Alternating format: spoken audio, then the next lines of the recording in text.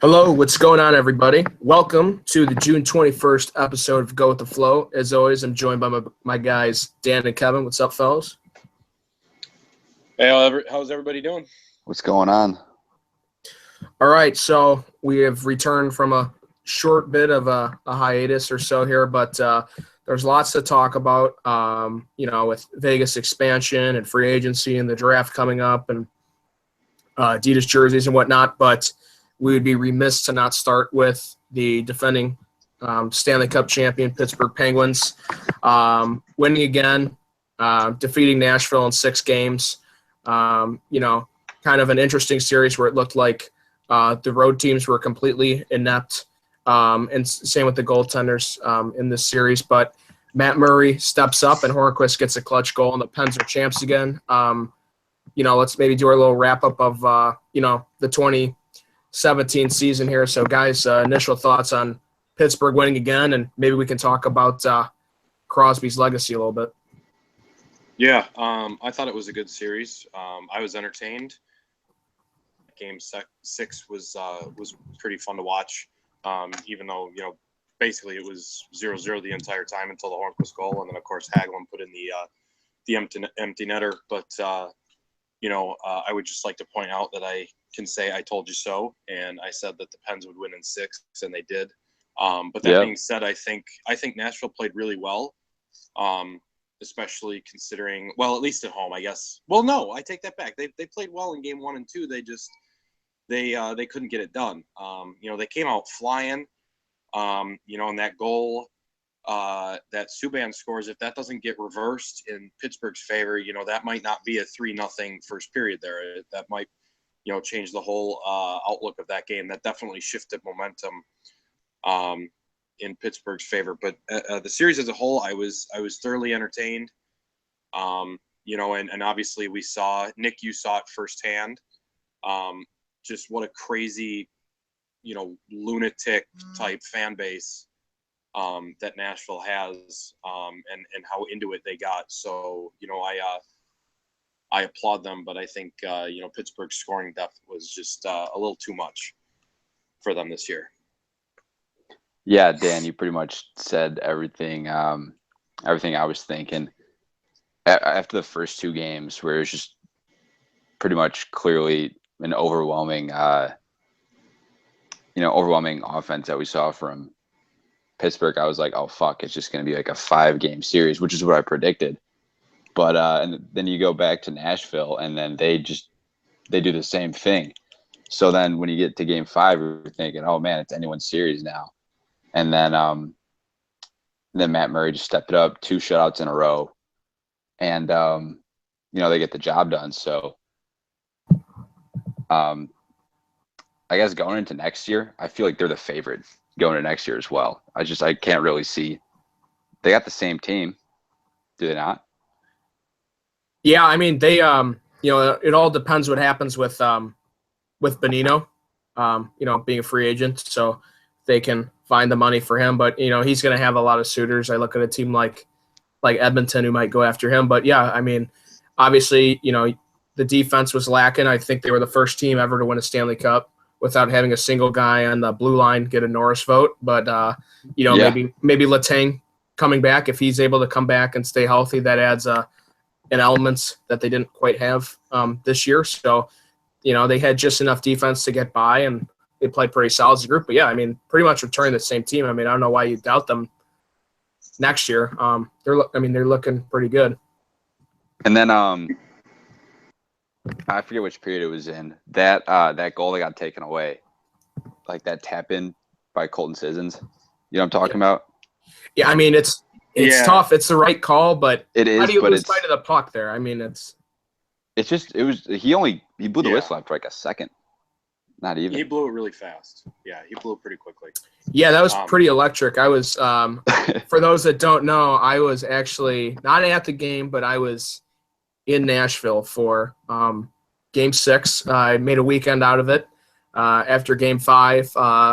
You just get in the way these goaltenders were playing on the road, and outside of really Game 1, the road teams didn't really play all that well, and you just thought, man, it's not really a series. I don't know if a home team is really going to lose in this series. And then you're just there. And I was on the street watching on Broadway, watching on one of the plasma screens that they set up. And man, that, it was just that goal by Sisson, I believe, was right at the beginning of the second period. So I stopped in a bar during the intermission, grabbed a beer, and was kind of walking out. And when that was going on, and I mean, the place was just kind of like just went silent. And it turns out that was their run chance really to score. I mean, Murray stood on his head that whole game, but just that was a very raucous atmosphere down there, and it was fun, even though it was a shutout game. But yeah, the fans in that stadium, they never really had a chance to get into it. And that's just a really good road game by the Penguins, stymieing the offense, and pretty remarkable job considering how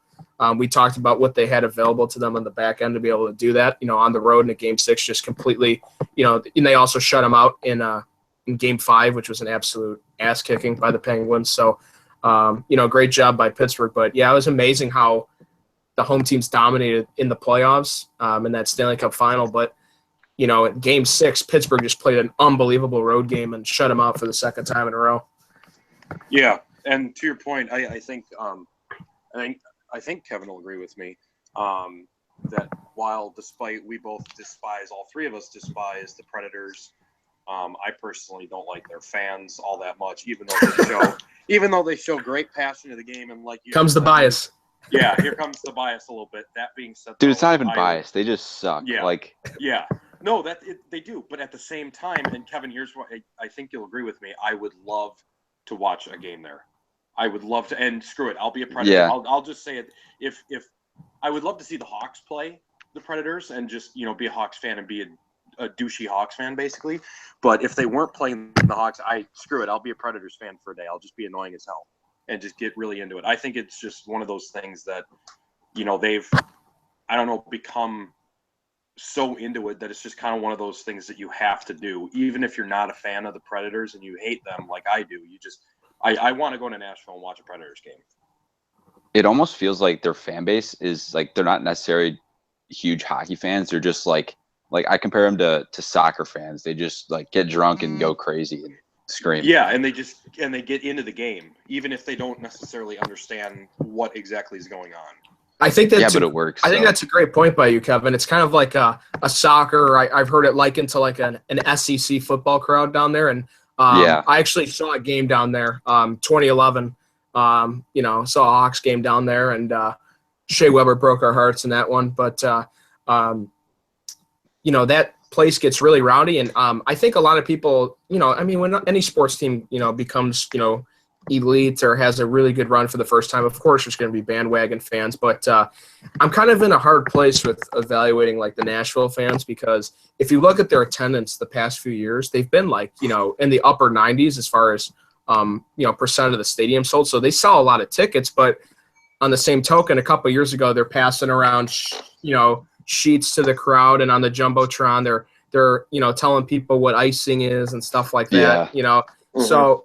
So it's one of those things where I think they just have a really like a zealous crowd, but they're not necessarily the most astute hockey fans. I'm sure there's plenty of people that know the game, and it's good for the NHL that a team in the Southern Belt, one of these non-traditional hockey markets, is consistently selling well. And now you got a team like that going pretty far, and you've got a marquee player in the league now down there, and PK Subban. So I mean, it's really good for them. But I don't know. But going back to let's get back into Pittsburgh. So what do you guys think this does for Crosby's legacy? I mean, is he a shoo-in now for top 10 all time? Is he getting near that top 5 for you guys now? Because I mean, he's got 3 cups. He's obviously done great stuff like on the international level.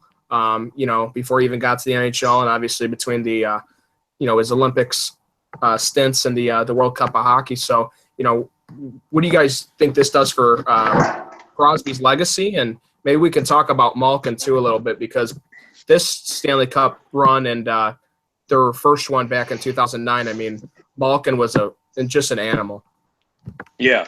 So for me, I think Crosby has always been a top 10. I don't you love him or hate him, you cannot deny the talent and the skill that guy has. And as far as gold medals go, and now 3 cups. I'm sorry. It only solidifies his place in history, and he's not even done yet.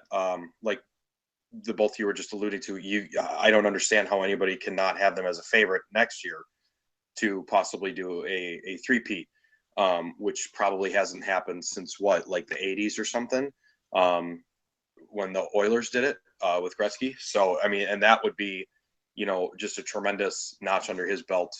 If, we're here a year later talking about the same thing.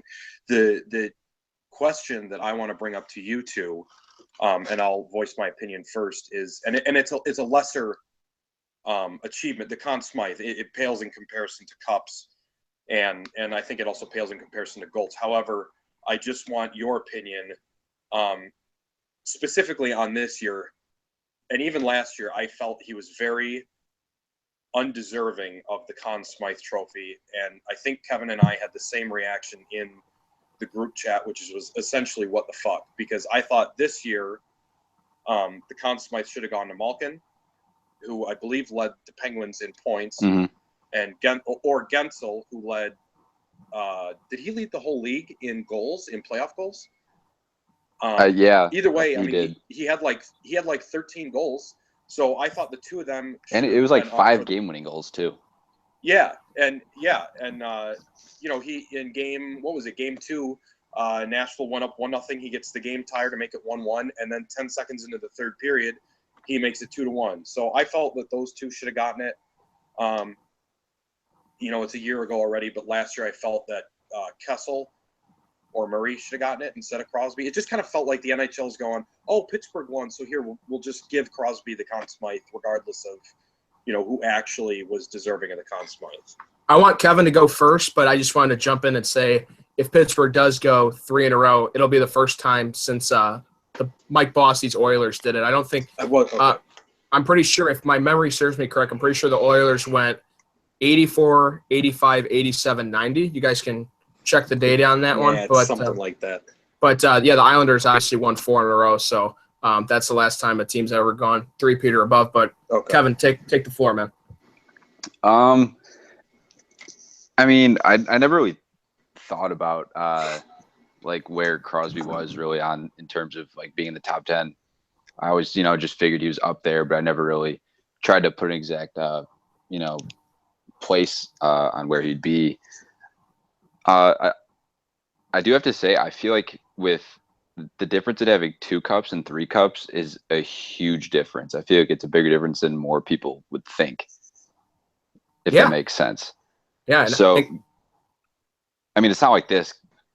I guess it sort of puts him over the hump, because I feel like if he just sat at 2 cups for his entire career, I feel like people would tend to use that against him if when they're throwing out the comparisons to, like, I guess a Gretzky, if that's not too far fetched. But somebody like Kane and Taves, within his own. I completely agree with that, Kevin. Yeah, and then I guess I see this argument way more often than I'd like, but I think this puts him like very clearly past Taves, if there ever was an argument to be made, because same amount of cups, more Conn Smythes now. So I feel like at this point in his career, he's definitely a top 10 of all time hockey player. Well, the point you make is really good about Crosby getting that 3rd cup, because when you kind of look at the greatest players in NHL history, I think a common list that, we don't have to get into the order of it, but, it's going to involve, Wayne Gretzky. It's going to involve a Bobby Orr. It's going to involve a Mario Lemieux, somebody like that. And, Orr and Lemieux, unbelievable players. I mean, obviously, no shit, but, Lemieux, he won the back-to-backs with Pittsburgh in the early 90s, and Orr had those 2 in the early 70s. But, Crosby's a guy now, with 3 cups. And, you look at the point totals, but, it's one of those things where it's hard to compare eras. But, Crosby's put up some potent numbers in an era of hockey where it's harder to score. He's won, 3 cups. He's been a captain. He's led the league in scoring. He's won the MVP. He's got a couple Conn Smythes. He's won on the international level. And, He got over that, that third cup hump that you talked about. So, I mean, when you look at the elite players of all time and you're looking at your Gordie Howes and your Gretzky's and stuff like that, I mean, he's got more cups now than a couple of the guys that would immediately, that are like top of mind greatest players of all time, Mario Lemieux and Bobby Orr. I mean, he's already got more cups than them. And I think he's obviously got a few more good years left in him. So, I mean, he's definitely, at least for me, he's definitely solidified himself probably like between 5 and 7, somewhere in there. I mean, it's hard to imagine that he's already that good, but I mean, it's just amazing the career he's had. I mean, he's a world-class player, and he had all that hype when he came into the league, but I mean, he's done everything to, exceed expectations too. And, it's also kind of amazing too. And right after the lockout, the NHL was kind of marketing that Ovechkin versus Crosby rivalry, and it's not even close to which guys had the other guy's number and who's had the better career. No, it's not even close. Yeah, obviously this could be an obvious statement, but the playoff success just isn't there for Ovechkin. Right.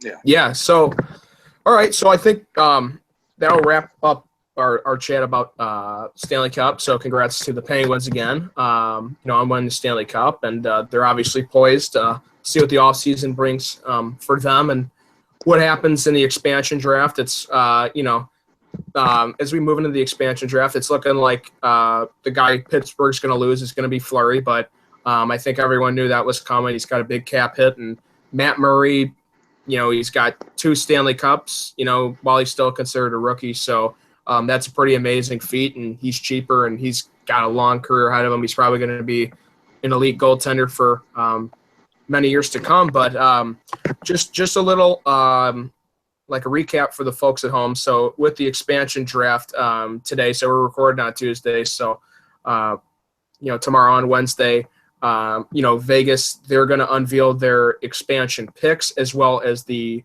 agreed upon trades. So maybe we'll get into a little bit of roster speculation, or maybe just from like, if you were general manager George McPhee, like what kind of tactics you would use. It sounds like he's going to go heavy on the blue line. He's going to draft a lot of defensemen, and maybe they have a surplus of D-men. They might make a few trades after the draft, but it looks like they've struck, the rumor is 7 to 8 trades already. It looks like one with Tampa to protect one of their young D-men, probably be Dotchin. He played really well with Hedman. Sounds like from Chicago, Kruger and Van Riemsdyk in some fashion are going to be going to Vegas. It sounds like Columbus made a trade so that Vegas doesn't take Anderson, one of their young forwards. So it sounds like Vegas might absorb the David Clarkson contract and draft a guy like Matt Calvert. I heard a rumor about the Islanders wanting to protect someone on their team. So it sounds like Vegas is going to absorb Mikhail Grabowski's contract to help them get to the floor. So I don't know if what we want to start with speculation about names or what tactics you would use, but whoever wants to go, just a little background on, the draft tomorrow. And, we're just going to learn about the whole roster at once, the picks that they made and the any trades that went down. And the other thing is they also signed Vadim Shipshayev, who is the leading scorer in the KHL. So a lot of people are tinkering their rosters. You got to keep in mind that they have a pretty good player coming over from Russia too. Yeah. I would say the two of you, know more than I do, probably when it comes to in and outs with front office type stuff. But, I'll just say from my standpoint, I don't really think I anticipated, them being so aggressive with the trading, or at least the rumors that we've heard about all the trades and stuff like that.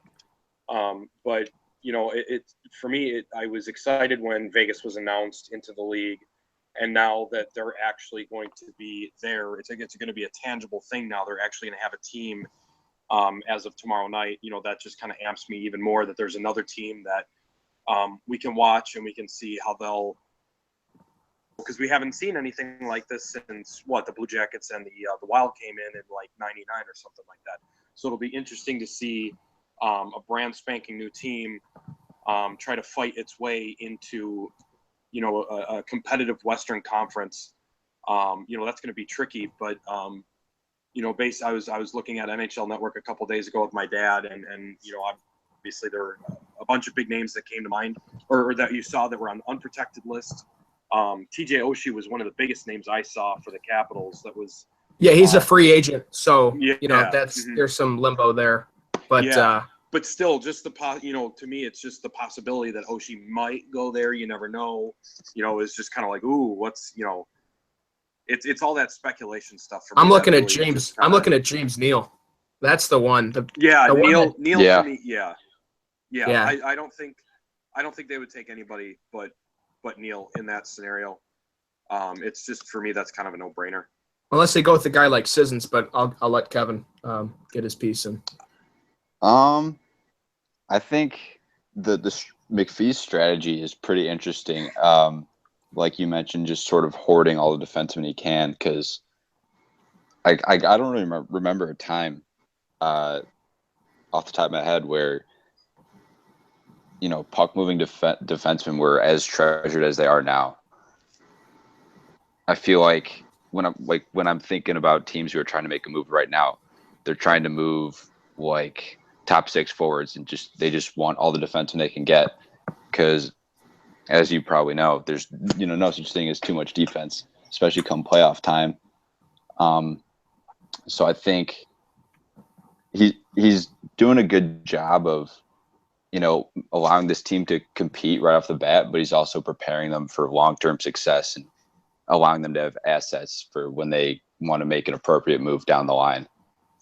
Yeah, I think the two names that immediately jump, and I agree with you. I think the two names, or the two teams where, obviously we don't know yet, but the two dilemmas that are the most interesting to me are, well, there's three actually. It's going to be Nashville, Minnesota, and Anaheim, and not just because I'm a Blackhawks fan, but the Minnesota thing's interesting because you've got a guy like Matt Dumba, who's a young, puck-moving defenseman, like you mentioned, available, who's got a little bit of offensive upside.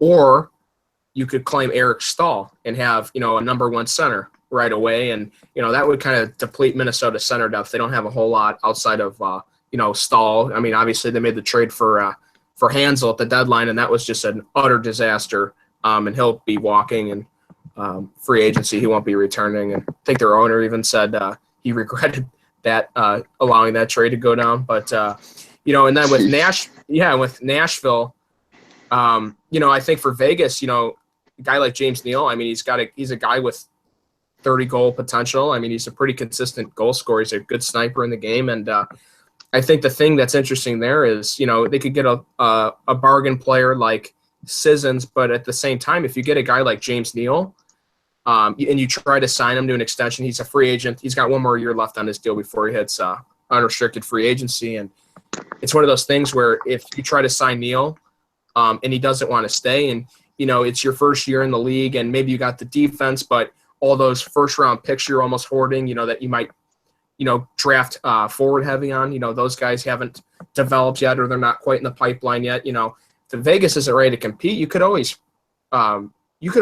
draft Neal now and trade him right away. You could wait till the deadline and get a first rounder and a prospect for him. I think it's kind of like each move sets up your next move, and I think with you get like 30 picks, because there's 31 teams in a league now. So I mean, you guys know the game. I mean, what's your roster? 23, 24 guys on average. So I mean, that's 7 picks where these guys might not even be in the NHL. So this team is really set up nicely for the future, because they're just gonna they're gonna draft the 23, 24 man roster, and they're gonna make probably like 6 more trades where they're just, they're going to have 9 NHL defensemen on their team, or 9 or 10 of them, and they're going to be able to flip 3 of them and roll with 7 defensemen.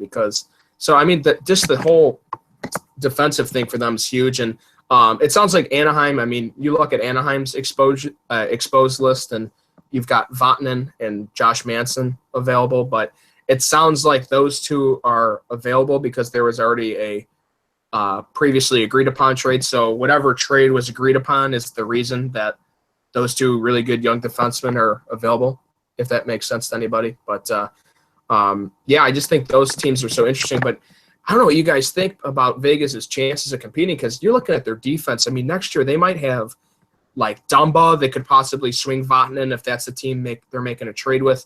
They could have Enstrom. They could have Mathod on the back end. Depending on what happens with the Capitals, they could get Nate Schmidt on the back end. I mean, this is a team that might have a solid goaltender, in Fleury, depending on how he plays next year, and a really good defensive core, and Shipshayev and potentially a guy like James Neal up front, and a bargain guy like Marchessault who had 30 goals last year. I mean, what do you guys think about Vegas next year? I think Kevin, go ahead. Yeah, I was just going to say, Kevin. This could just be like more of a general statement, but with the way that Gary Bettman set up the expansion draft, I think he did a good job because I feel like when you bring a team to such an unknown market in terms of sports, such as Vegas, if in the first year, like I was looking at the stats for the point totals for the first 5 seasons of expansion teams, and awful. Yeah. So except the Panthers. Yeah. So if you bring a team to Vegas and they stink in the first year, I feel like Vegas is kind of the market where everyone will just sort of give up on them, and then it's a downhill battle from there, uphill battle rather. So I just want to say, I think he did a good job of allowing them to sort of, have more options and give themselves a better opportunity to compete in the first year. Yeah, I agree with that. Everything that you just said, Kevin, and it's us of Vegas. The Pacific. You look at that, and you've got the 3 teams in California, and specifically the 2 in LA. They like to play that big, heavy hitting, hard-nosed hockey style. But then you've got teams like Kevin's, Calgary Flames, and they got a little bit more skill. Edmonton. And then Edmonton obviously has McDavid and whatnot. So, they're going to have to find a way to get through the physicality of, the Southern California teams, and then also be able to match the speed and skill of, the Oilers and the Flames and whatnot. And then you've got the rest of the West, the Central Division to deal with, which, as we know, is usually, really, really, really competitive between the Hawks, Preds, Blues and Wild. So, as far as what, Kevin, you were just saying about new expansion teams kind of stinking in the first, I don't, it's too early to tell. I mean, they don't even have a roster, obviously. But, I think it would be a stretch for them to possibly make the playoffs next year, just because of how competitive the other teams are, and we've already seen them play, obviously. Yeah. So that's kind of my 2 cents on that. So, but I mean, it's so early still, obviously, that it's hard to tell one way or the other. I think it just depends on how patient McPhee and company are in the beginning. Now, let's not forget too, they have a really good coach too, and Gerard Gallant. Obviously, he got fired way too early, if you ask anybody with a brain, from the Panthers. So you've got a good coach who's done some nice things with some young players like Barkov down in Florida. So it just depends on how patient they are, because Fleury's not a spry chicken, but that defense is going to be it's like a middle of the pack to really good defense that they're going to have to start. Think of some of the names that are going to be on the back end there, like Dumbo, Mathod, Enstrom, some of these guys. It's probably a better defensive core than the team that just won the Stanley Cup. So I think it just depends on how much patience the front office can exercise. If they do get a guy like James Neal, like how aggressive are they going to be to re-sign him? Or are they just going to draft Neal for the sole purpose of, hey, we know we're going to get another first-round pick that we can flip him for at the deadline, or trade him right away, or if they trade any forwards or the surplus of D-men that they have, because they're going to have a few extra guys that they're going to draft, but they don't have any room for them on the NHL roster. So I honestly think what Vegas is going to do, they're set up so nicely. Especially with LA's trending downward, San Jose's getting a little older. Pavelski, Vlasic, Thornton, Marlowe. Obviously, Thornton, Marlowe, most likely to return there, might not. But those guys are all north of 30 now, so they're trending downward. LA's trending downward. Anaheim, they've got some nice young pieces like Raquel and Silverberg, but Perry and Getzlaf, how much longer can they do it? So, I mean, you got Edmonton and Calgary who appear to have bright futures, but I just think, man, Vegas is just going to have such a good defense. And, if they really go forward heavy in the draft, I mean, that's a team that could, have a really quick, jump start to start their franchise's history, for them. So, unfortunately for them, they got the number 3 odds in the lottery. And they wound up getting pick number 6. They were guaranteed to fall between 1 and 6th, and the lottery was super weird this year. Kevin, correct me if I'm wrong, but I'm pretty sure Philly went from 12 to 2. So it was kind of a crazy bounce of the balls this year in the lottery. So I mean, if Vegas is getting a guy like Nico or Nolan Patrick this year or something, I mean, that team that'd be a team to watch. Yeah, absolutely. All right, do we want to pause real quick? Yeah. All right, we're at 30 minutes and 50 seconds. Okay. Let me write that down. Let's talk about Nick. Just the jerseys. We can talk about trade. We can talk about trades. I mean, Hawks might make a big trade. Yeah, let's talk about trades and then the jerseys. Duchesne. Okay, that's right. Duchesne, Eberle, possibly a big Hawks move. Maybe Galchenyuk. I know Kevin wanted to talk Galchenyuk. So yeah, I'm starting to lose hope on that. Yeah. All right. All right, Kevin, why don't you start us off? You said yeah, absolutely. Why don't you start us off and go so what do you guys think about I don't know, just so someone else starts a new topic. Just be yeah. So what do you think of other moves around the league, with some of the guys available or something? Just whenever you're ready. All right. Shit.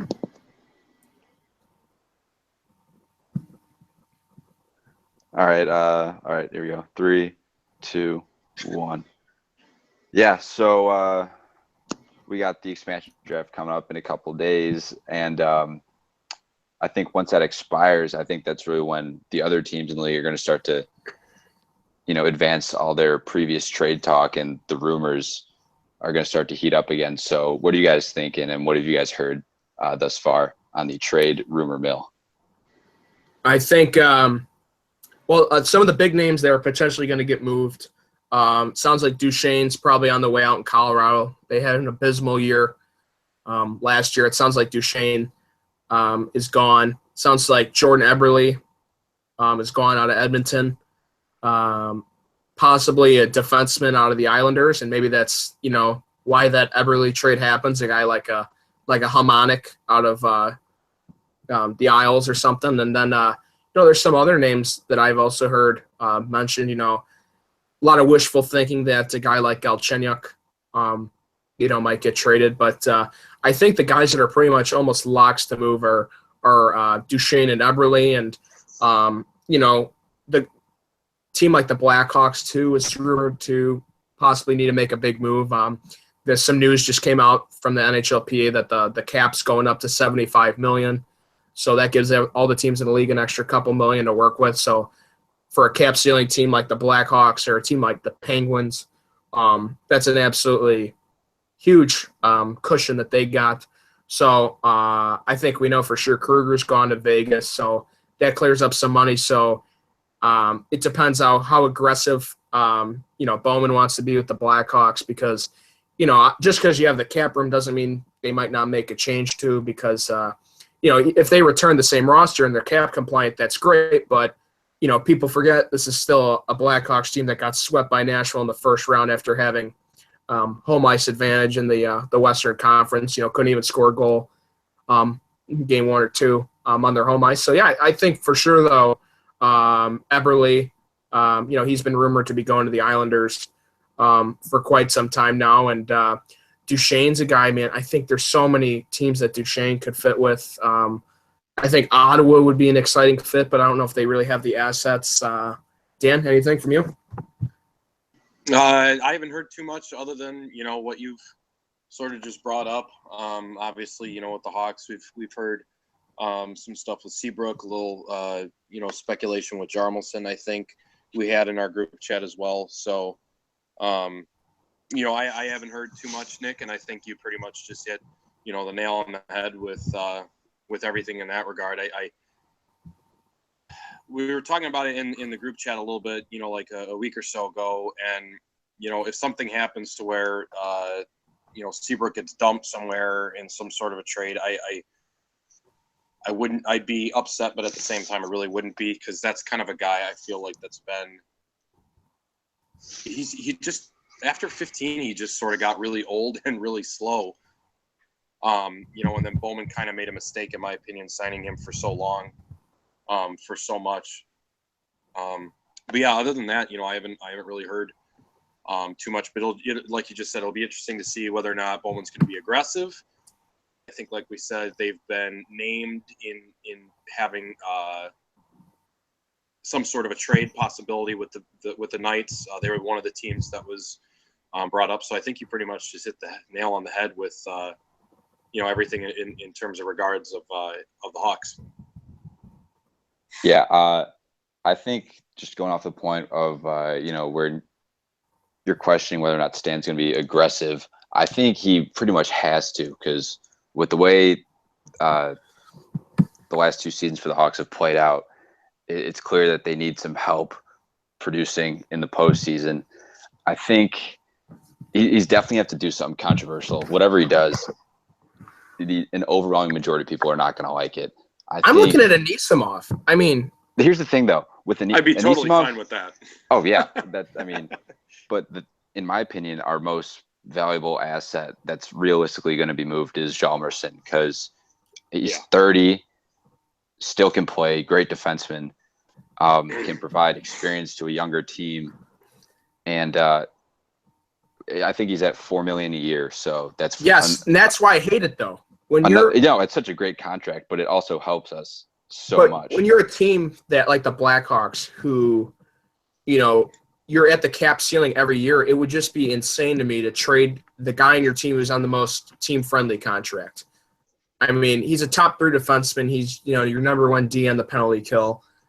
I know he doesn't bring a whole lot offensively. I mean, he's probably got under 20 goals in his career. I mean, he's a stay-at-home D-man, but man, I mean, he's a reason a guy like Duncan Keith can, be the puck mover he is. And, they were able to let Campbell do his thing in his return. Just trading a guy like Hjalmarsson, who makes $4 million a year, when you're a cap ceiling team, if your core guy on the best contract, if you trade him, I think that would upset me.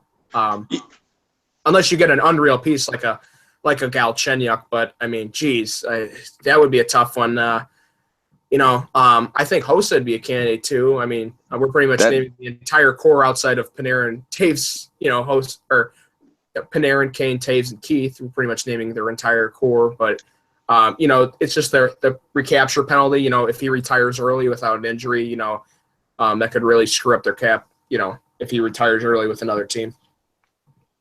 Yeah, Stan. It doesn't really help that.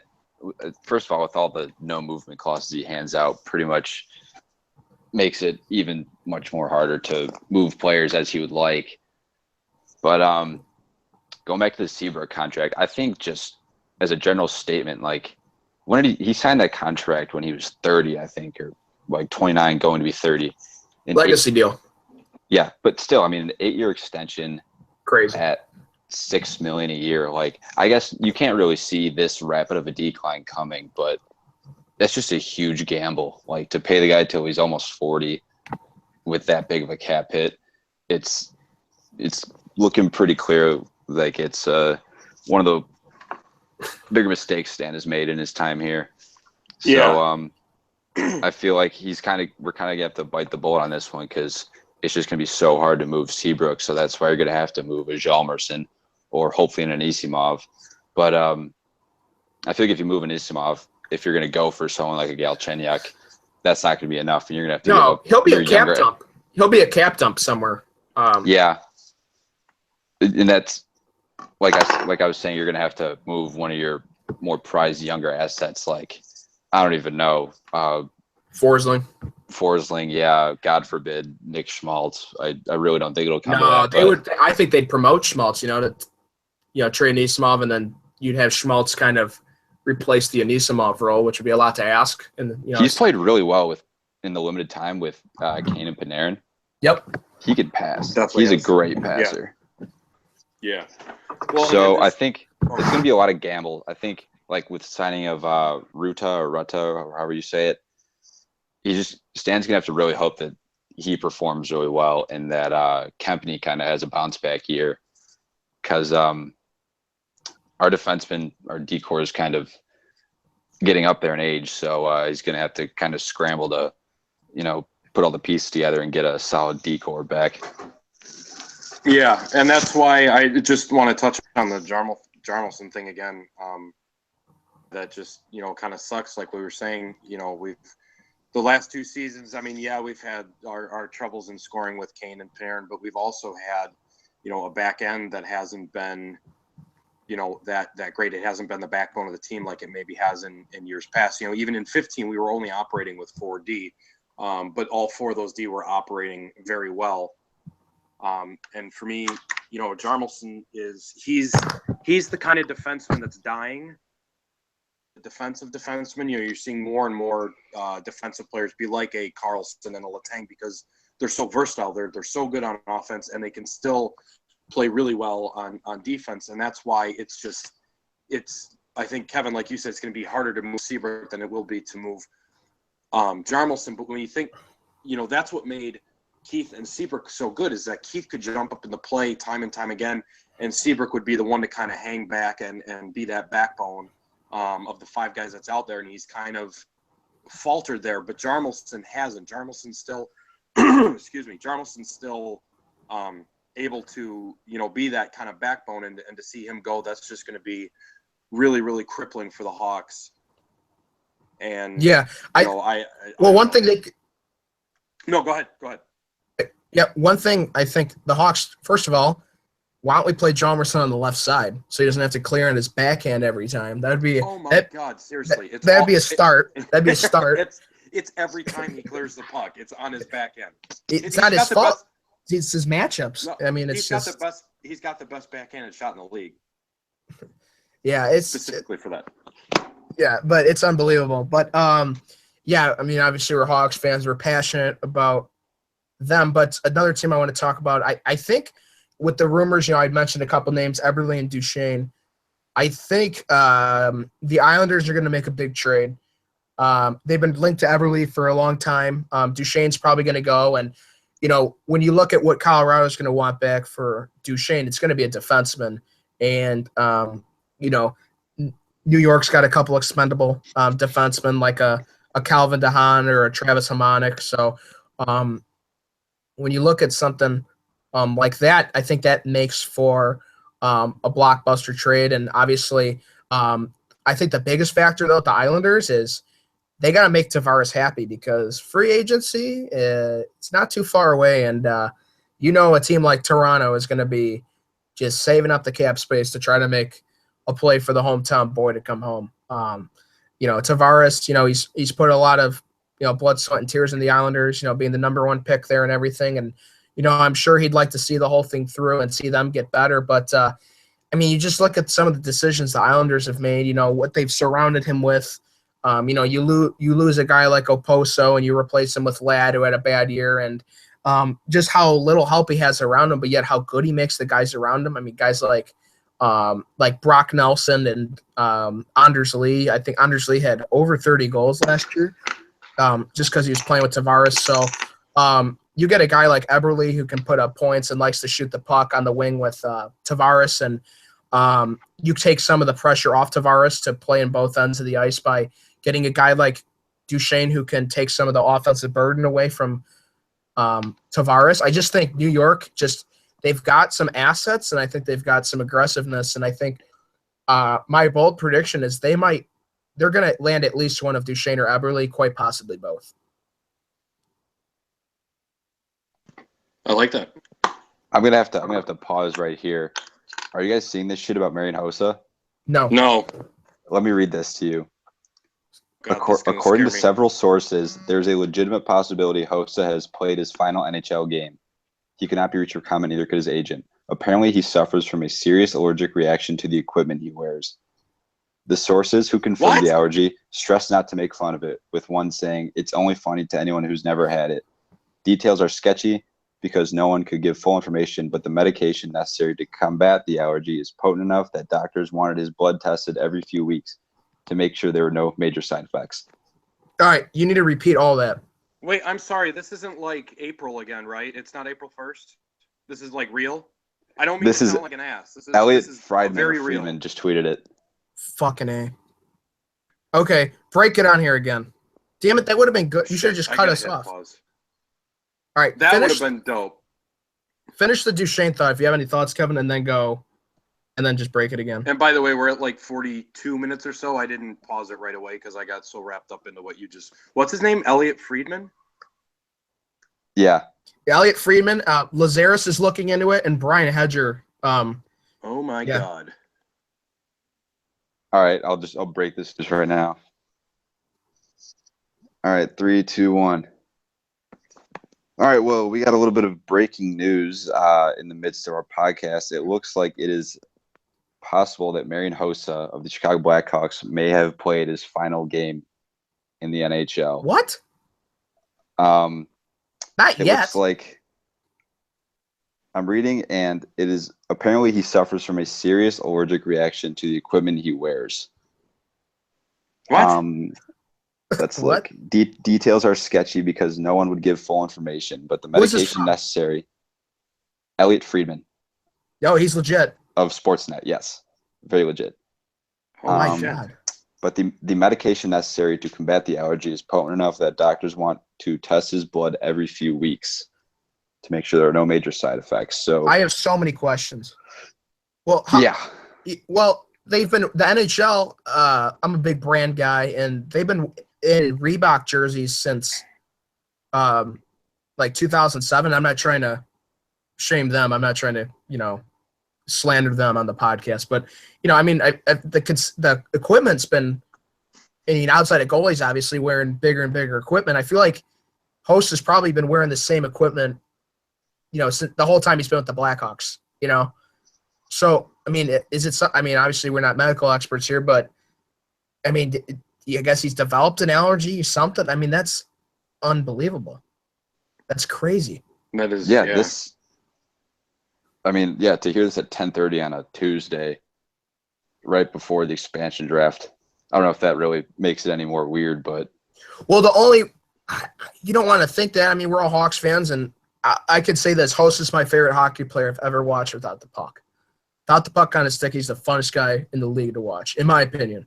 But and he looks like he's still got a lot left in the tank. I felt like, and it's not doom and gloom yet. He still might not play, so I don't want to jump the gun. But he kind of had a little bit of a resurgence this year after kind of having a little bit of a rough regular season last year. And it's just odd. I mean, the timing is so odd, and we've all been worried about.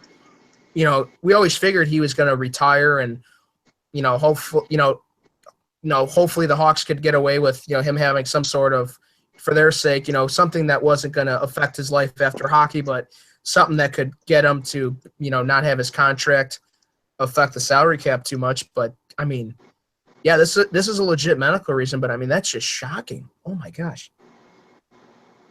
Unbelievable. yeah. But I don't want to sound like a cold-hearted bastard on this one, but Oh man. does this not have positive implications? That's what I just Yes. said. Yeah. Yeah. Yes. Sorry, I'm a little scrambled right here, trying to gather my thoughts. But yeah. Well, I'm wanna see like- how this one. I saw Hawks beat writer. I'm on Twitter now.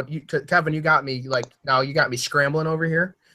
Yeah, right. It's And there is one of the Hawks beat writers is saying it's from Brian Hedger. So he does stuff for the Athletic Chicago, and he writes a little bit for NHL.com. He just sent a tweet about 10 minutes ago. He said, "Heard about Host's allergic rash to equipment last season. Source said it could end his career, but I didn't believe it. Starting to now."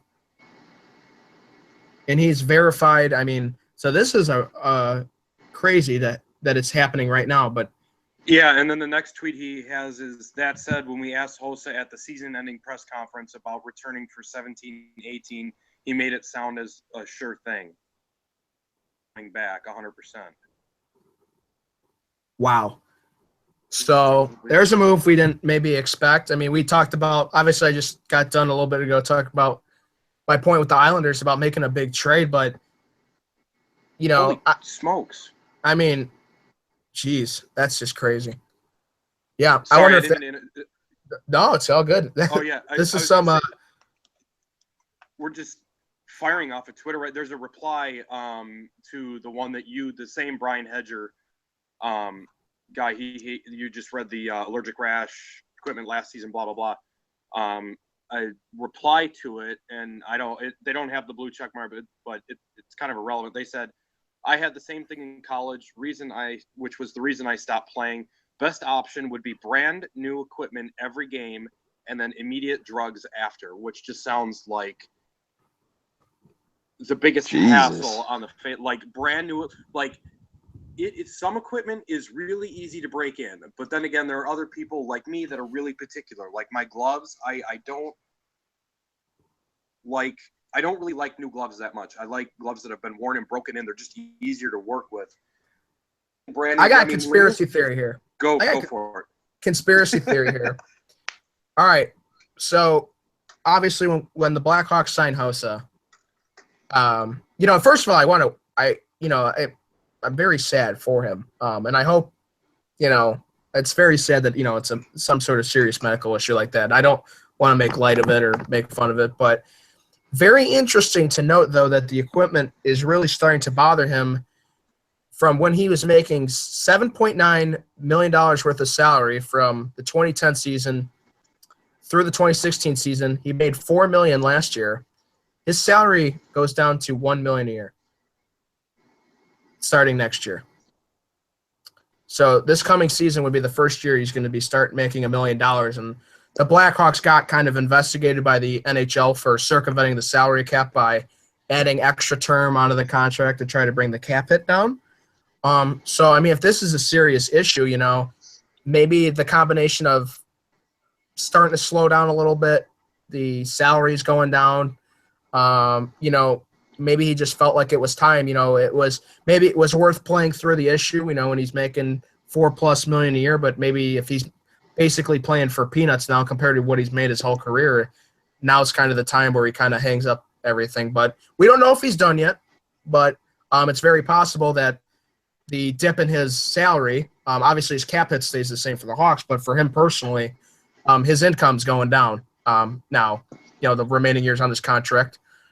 So I don't know, just kind of an interesting thing to note that this is the first year that his salary goes down. Yeah. I mean, I'm sure this is going to get a lot more interesting as it plays out. Like tomorrow morning, Twitter's going to be in a frenzy. Yeah, but, and I'm sure something will be on NHL Network as well. They'll be, no doubt. I mean, you hope he's doing, you hope he's doing well and everything, but even as a Blackhawks fan, your mind immediately jumps to, is this legit or not? But it sounds like it is. But I hate to say it, but your mind kind of goes to, are they trying to get him on the LTIR, the long-term injury reserve list, so they can pay him, but his contract doesn't affect the cap. I hate to say it, but that's kind of where your mind goes. So that would be an interesting right. Shockwave. Interesting shockwave, though. Crazy. Yeah. But I guess crazy enough, I guess it's equipment. I guess would be an interesting segue. That is an interesting segue into the new Adidas jerseys, folks. How about that? So that's what I thought it was when I first read the tweet. I thought it was right. I thought it was actually like he's allergic to like something with the new jersey. So I'm like, what the fuck? But that's not it. But all right, turns out it's somebody's Vegas jerseys, guys. Yeah, give them a grade. What do you think, boys? Kevin, go ahead. A grade. You're up first. I'll give them a B- C+, closer to C+. I'll give him I'm looking at it right now because I feel like I'll give him a B. I mean, I like it. I kind of like it. It's not the best jersey I've ever seen because to me those will always be the original 6 ones. But I mean, I like it, and I thought that the secondary logo on the shoulders would look kind of dorky because it kind of looks like the Seattle Mariners logo, but That's awesome. and That's then great. you put in, well, actually both of us. No, you did. The detail that's on the gold stripe on the arm and Yeah, the and the crest. detailing. Yeah, the detailing on the crest, and that's pretty sweet. It looks like Italian sheets or something for like a Yeah, bed. that's what I'm. It's like, yeah, it's like I don't know what it is, but I like it. So I'm gonna give him a B. I'll get a B. I'll go B too. Okay. I think the red, just the red. It's too much. Yeah, Yeah, just the the red red is- was too much. Yeah. I thought like if they kept like the red stripe on the sweater or you know, on their like on the socks or whatever. Yeah, exactly. Yeah. It just needed like a touch of red, or you know. I like the road jersey better too.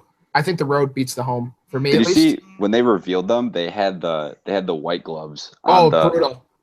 Well, it was a mistake, I think. Actually, I don't know. I also heard early in the day it was going to be a gray helmet, and it looked black to me. Am I crazy?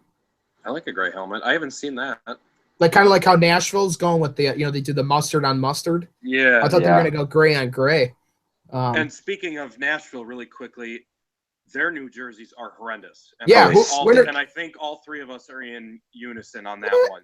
Well, I'll say this. I was talking to Kevin about this earlier today. I am the antichrist of piping on hockey jerseys. I They hate pulled it off though. They look good on Nashville for some reason, in my opinion. I would say Colorado's needed to go. Those were the worst. Yeah. The Buffalo. Colorados were so bad. Buffalo, they're like the San Diego Padres of the NHL.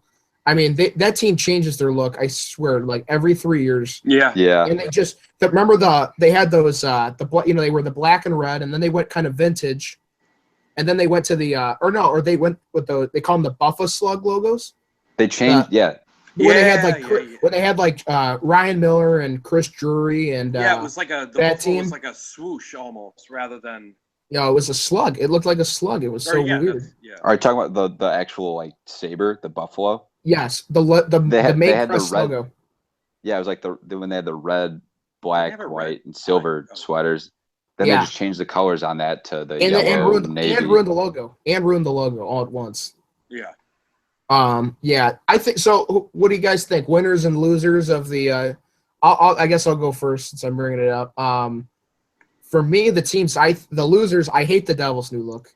They tried to pitch. God, it's They tried brutal. to pitch. They tried to pitch it as well. This striping is an homage to the Colorado Rockies, and the bottom of the jersey is a tribute to some newer hockey team, from long ago. I think the Devils one was brutal. I think the biggest winner of the Colorado Avalanche. Maybe Sakic being in charge has something to do with it, but they're back to their glory day jerseys. Those things are filthy. Yeah. I'm digging Minnesota's. I'm digging Minnesota. I do like Minnesota's. I have to admit. I thought maybe they go more of a cream white on the, but it still looks pretty good. I'm trying to think. I don't know why Edmonton changed the blue. Yeah.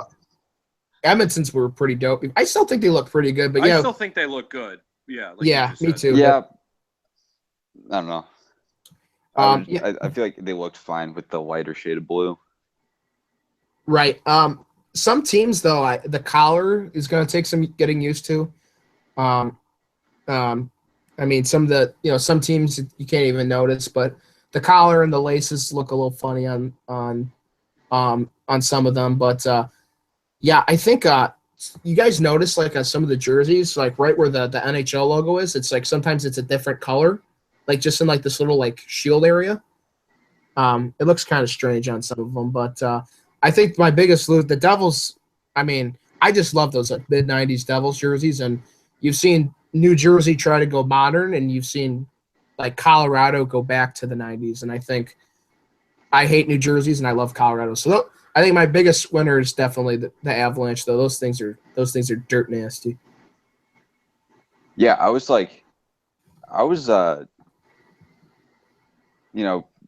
seriously thinking that they might go for like sort of a rebrand or something, just because they've been so shitty lately. Just like an absolute like just redesign the logo. But their thirds were sick. Those with the triangle with the C and everything with the they're like navy blue. If they modernized that or maybe just kept that logo. Yeah, the thing that stinks though about this first year of Adidas is, for those at home that don't know and aren't maybe like big branding people, there are no third jerseys in the NHL. Yeah, that's right. Every team's rolling with two. Yeah, so that's a bummer. It's your home and it's your away. And for the specialty games, the like the outdoor games and stuff, yeah, I'm sure there's going to be an exception. But they are bringing third jerseys in though next year, right? The only reason why they have two is because they couldn't basically manufacture them quickly enough. Is that probably? Did I hear that? I feel like I heard. Or they're trying to like sell them better or something, you know? Just so, I don't know. And yeah, I mean, I think a lot of them too. They have a lot of teams have like new fonts. Like the Blue Jackets one stuck out. They have like a new font for the nameplate and stuff. It's interesting. I mean, you know, for those that don't know too, Adidas owns Reebok, so you go from Reebok to Adidas, and Adidas wants to put their big brand on it. So just a pretty interesting time. You know, you've got the expansion draft. And the expansion draft and the free agency coming up here pretty soon on July 1st, and Stanley Cup just ending. And we got the draft this Friday in our hometown of Chicago, Illinois. I will be there Friday and Saturday. Maybe we'll get some content going from there. But excited to go to my first NHL draft too. So we got that coming up. And Devils 1, Flyers 2, and then I guess other notable pick would be Vegas's first ever pick slotted in at number 6. So going to be an interesting time. Couldn't even imagine the United Center if the Blackhawks made a big trade. Probably going to expect them to move up. That's kind of my expectation. They're going to try to make a splash as the hosts, and probably not trade one of their core players with 20,000 fans sitting in there. I don't think they'd go over. Really? Oh, jeez. I don't think trading a core player, you know, if they have to. Well, now they might not have to. So I don't know what's going on. So yeah, honestly, there's a lot of stuff to think about right there. Yeah, I'll apologize to everyone at home, but I mean, when one of your, you know, fixtures of the franchise all of a sudden, you know, that you've won 3 cups with might be retiring because his skin doesn't react well to the jersey fabric or whatever, it's just like that one catches you a little off guard there. So yeah, I don't know. We'll say our prayers over the course of the Santa's a meal, kids.